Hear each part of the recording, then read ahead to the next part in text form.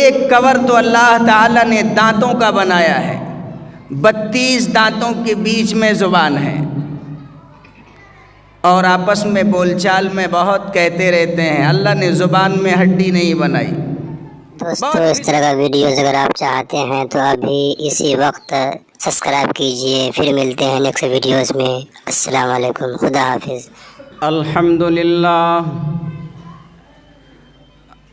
الحمدللہ رب العالمین والعاقبۃ للمتقین والصلاة والسلام علی سید المرسلین وعلى آلہ واصحابہ واتباعہ اجمعین الی یوم الدین، اما بعد فاعوذ باللہ من الشیطان الرجیم، بسم اللہ الرحمن الرحیم، ما يلفظ من قول إلا لديه رقيب عتيد۔ وقال تعالى يا أيها الذين آمنوا لم تقولون ما لا تفعلون۔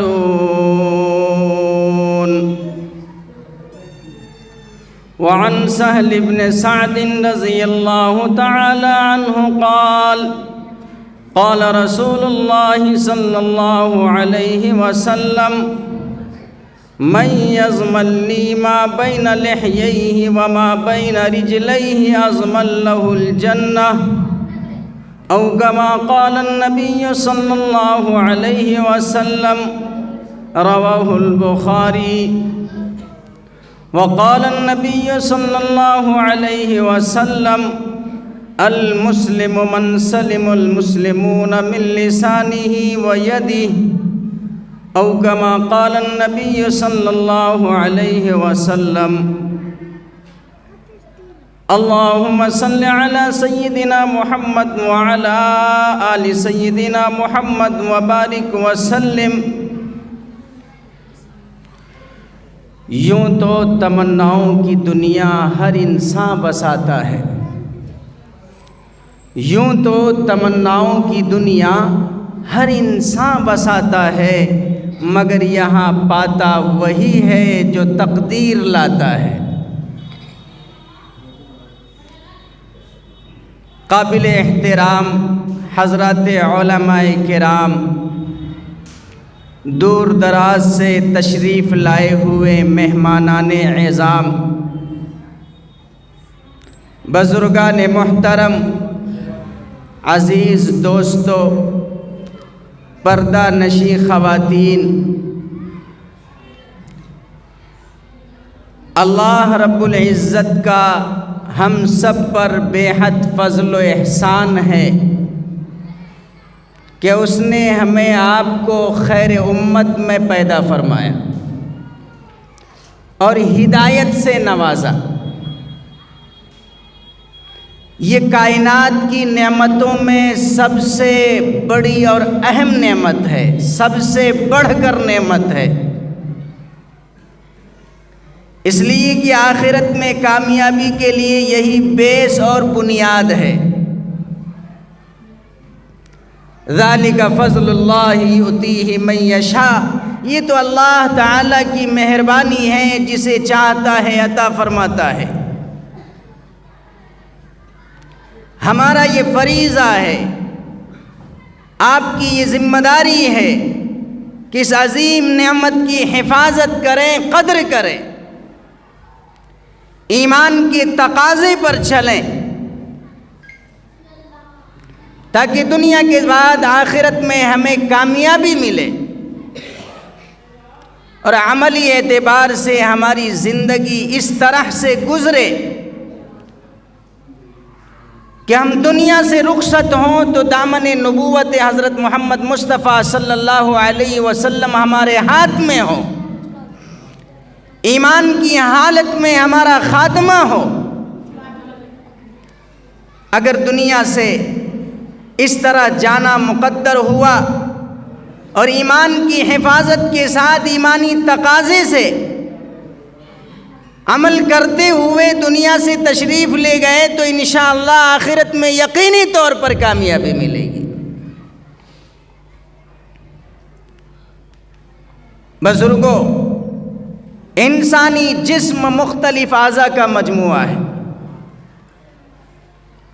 انسانی اعضاء یہ سنور جائے تو انسان سنور جائے گا۔ انسانی اور جسمانی اعضاء میں سے ایک اہم عضو زبان ہے۔ اس کی حفاظت کی احادیث میں بڑی تاکید آئی ہے، اور زبان کی حفاظت و اصلاح کے لیے خاص طور پر آپ علیہ الصلاۃ والسلام نے مختلف طریقے سے ہدایتیں دی ہیں اور فضیلت بیان فرمائی ہے۔ اور آج کل معاشرے میں زبان کا مس یوز بے حساب ہے، غلط استعمال زبان کا بہت زیادہ ہے۔ ڈھیر سارے اختلاف و فساد کی بنیاد یہی زبان کی غلط استعمال، زبان کا مس یوز ہے۔ اگر صحیح استعمال کرنے لگیں تو بہت سی خرابیوں اور خامیوں سے خود کو بھی بچا لیں گے اور اپنے گھر کو بھی بچا لیں گے انشاءاللہ۔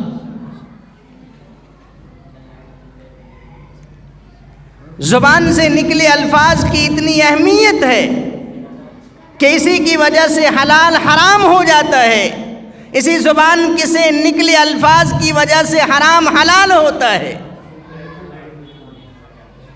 اس کو ایک مثال سے سمجھیں۔ نکاح شرعی طریقے سے تو گواہوں کی موجودگی میں دولہا دلہن کے درمیان میں اس طرح سے کرا دیا جاتا ہے کہ کہو میں نے فلانے کو اپنے نکاح میں اتنے مہر کے عوض قبول کر لیا۔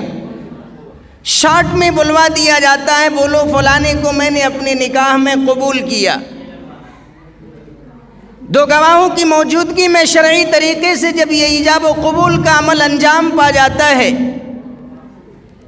تو وہی عورت، وہی دلہن جس سے پہلے بات کرنا جائز نہیں، ملنا جائز نہیں، ملاقات کرنا جائز نہیں، لیکن اس ایجاب و قبول کے عمل کے انجام پانے کے بعد شرعی طریقے سے یہی جو اس کے لیے حرام تھی شریک حیات بن جاتی ہے، بیوی بن جاتی ہے۔ اب اس کے لیے بات کرنا جائز، ملنا جائز، بلکہ شرعی طریقے سے حقوق کی ادائیگی کرتے ہوئے میاں بیوی آپس میں ایک دوسرے سے محبت سے پیش آئے، پیار بھرے انداز میں ایک لقمہ بھی کھلائے، تو اس عمل پر بھی آپ علیہ الصلاۃ والسلام نے فرمایا کہ اجر و ثواب دیا جاتا ہے۔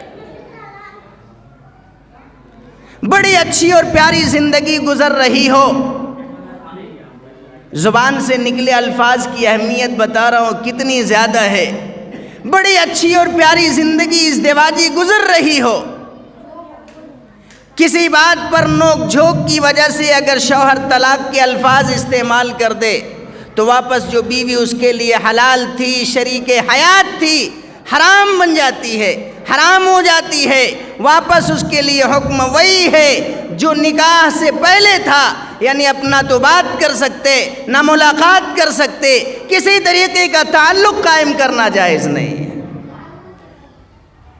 تو زبان سے نکلے الفاظ کی وجہ سے حلال حرام ہو جاتا ہے، زبان سے نکلے الفاظ ہی کی وجہ سے حرام حلال جہاں ہوتا ہے وہیں واپس حلال حرام بھی ہو جاتا ہے۔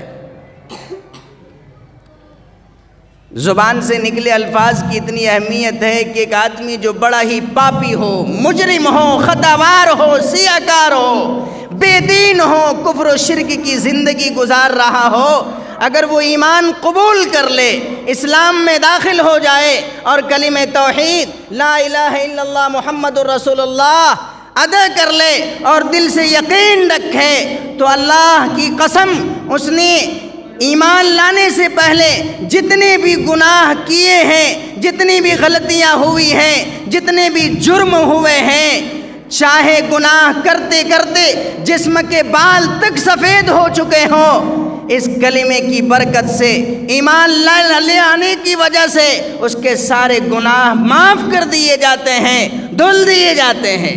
یہ زبان سے نکلے الفاظ ہی کی اہمیت ہے۔ اس لیے زبان کا استعمال صحیح کرنے کی کوشش کریں۔